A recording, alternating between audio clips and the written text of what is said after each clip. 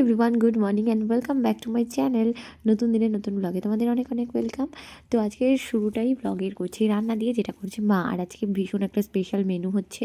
তার মধ্যেই দেখতে চলে আসলাম যে বোনটা আমার কী করছে। দেখছি ও ড্রেসিং টেবিলটা খুব সুন্দর করে গোছানোর চেষ্টা করছে। আর তাই দেখছি আর কি, দেখে সেগুলো একটু ক্যাপচারও করে নিলাম, কারণ বোনেদের এই ছোটোখাটো কাজগুলো তো আর চোখে পড়ে না আমাদের, তাই এগুলো একটুখানি ভিডিওগ্রাফি করে রাখতে হয়। তো এই সুন্দর একটা জিনিস এটা ও কিনেছে খোপায় দেওয়ার জন্য, নামটা কি আমি জানি না, ঠিক ভুলে গেছি। যাই হোক, এদিকে মশলাটা যেহেতু মা করেই রেখেছিল, তো ওখান থেকে সামান্য মশলা তুলে আমি আমার পাপার জন্য রান্নাটা শুরু করে দিলাম। আর ওদিকে তো মা শঙ্কর মাছটা করবেই, তার আগে আমি পাপার রান্নাটা করে নিচ্ছি। যেহেতু ওকে দেবো শোল মাছের ঝোল, তো তার জন্যই ওই আদা জিরে বাটা আর সাথে সামান্য পেঁয়াজ না দিলেও হয়, আর দুটো আলু, আর সাথে এই পালং শাকগুলো যেটা মা বসিয়েছিল বীজ ফেলে, তো সেটাই আর কি তুলে নিয়ে এসেছি। পালং শাক দিয়ে মাছের ঝোলটা বানিয়ে দেবো আর কি পাপাকে।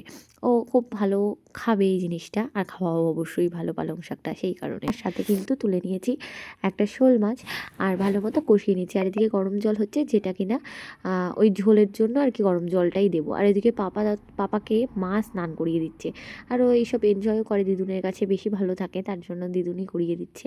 এদিকে পরমশাইও চলে এসেছিলো, কারণ হচ্ছে যেহেতু আমার ছেলের আর কি ঠান্ডা লেগেছিলো, তো ওর জন্য একটু নেবুলাইজিং করতে হতো, যেটা আমি বাড়িতে রেখে এসেছি, তো সেটাই দিতে এসেছিলো।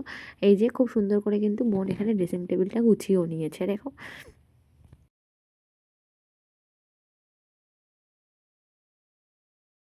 এদিকে তো ও পাপার স্নান হয়ে গেছে, আর ও খুব কান্নাকাটি করছিল, তার জন্য ওকে নিয়ে একটু রাস্তার এপারে আসলাম।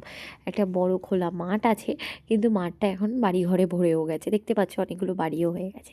তো এখানে না কটা কুল গাছ আছে, যেখান থেকে এই যে ছোটো ছোটো বাচ্চাগুলো কুল পাড়ছিল আর কি। তা আমিও চলে গেলাম, আর আমি গিয়ে বললাম, দে আমাকে কয়েকটা কুল দে।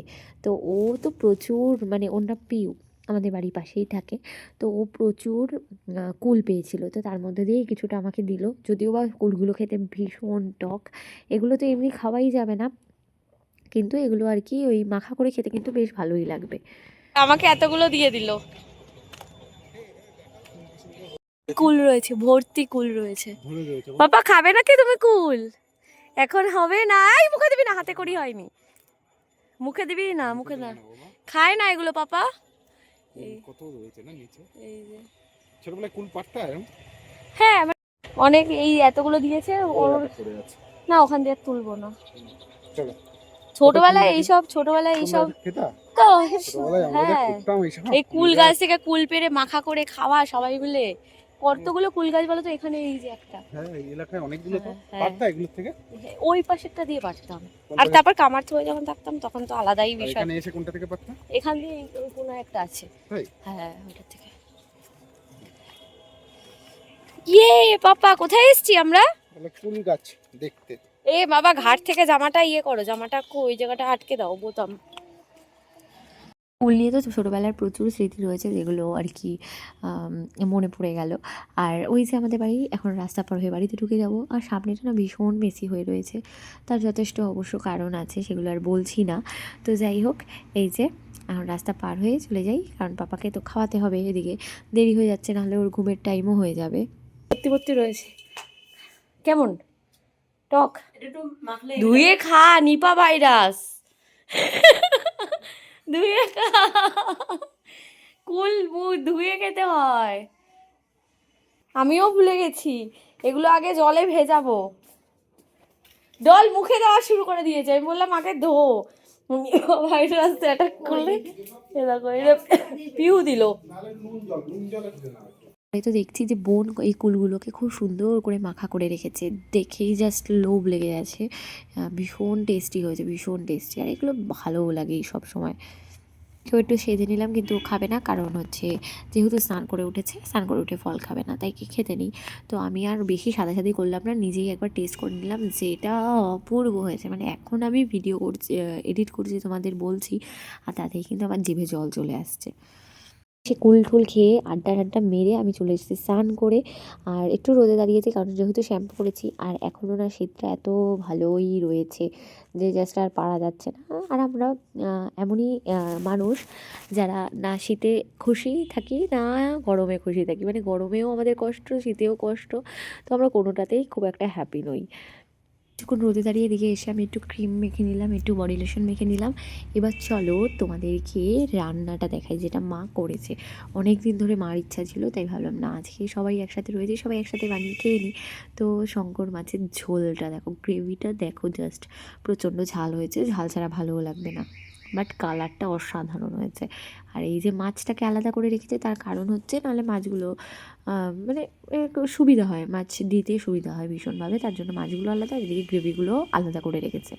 আর সাথে এই আলু ভাজাটা আগের দিনে ছিল, চাটনিটাও করেছে মা, টমেটোর চাটনি, যেটা কিন্তু বেশ ভালো লাগে। সাথে পালং শাকের একটা তরকারি হয়েছে, একটু এলোমেলো করেই দেখাচ্ছি আর কি। আর তার তার আগে হচ্ছে ভাতের মধ্যে যেহেতু কুমড়ো সিদ্ধ দিয়েছিল, সেটাই এই আম তেল দিয়ে মাখা হবে গরম গরম ভাতে, কিন্তু এটা জাস্ট অসাধারণ লাগে। এদিকে কুমড়ো মাখা কিন্তু কমপ্লিট, আর ভাতও দিয়ে দিয়েছে বরকে। তো এখানে কুমড়ো সিদ্ধ, পালং শাক, আর সাথে শঙ্কর মাছের ঝোল দিয়ে, শঙ্কর মাছ দিয়ে খাওয়া হবে। আচ্ছা, তোমরা এই মাছটা কারা কারা খেতে ভালোবাসো অবশ্যই কিন্তু কমেন্ট করে জানিও। আর আমি ওখানে খাওয়া স্টার্ট করে দিলাম। আমি এখন মুখে দিইনি, দাঁড়াও, ঝাল তো হবেই।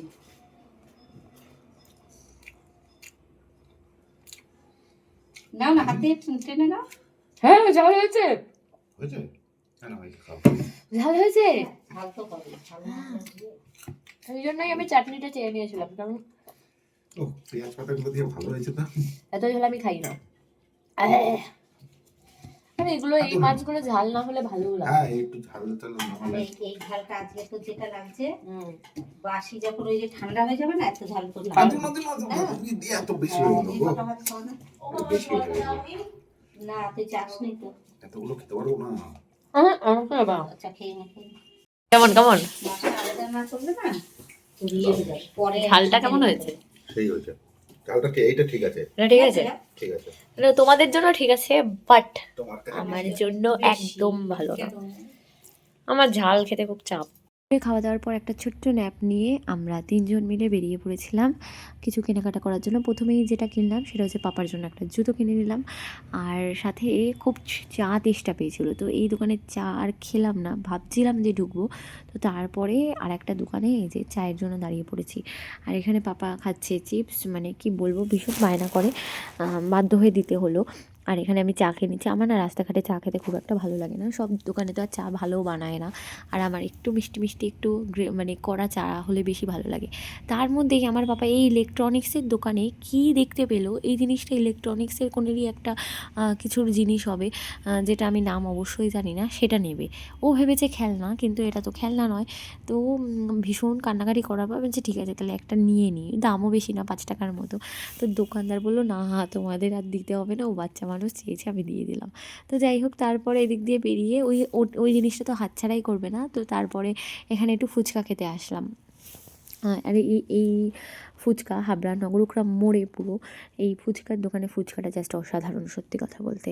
তারপরে চলে আসলাম কলকাতা বাজারে, যেখানে কিন্তু বেশ অফার চলছে, মানে 50% করে বেশিরভাগ জিনিসে অফার চলছে, বিশেষ করে ছেলেদের জিনিস।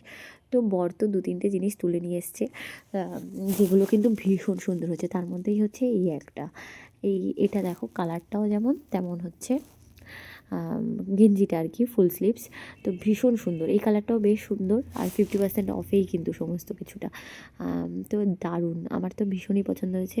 তো আর পাপার জন্য যে জুতোটা কিনেছি সেটা দেখো, এই যে পাপার জন্য কেনা হয়েছে, তারাও তোমাদের দেখা।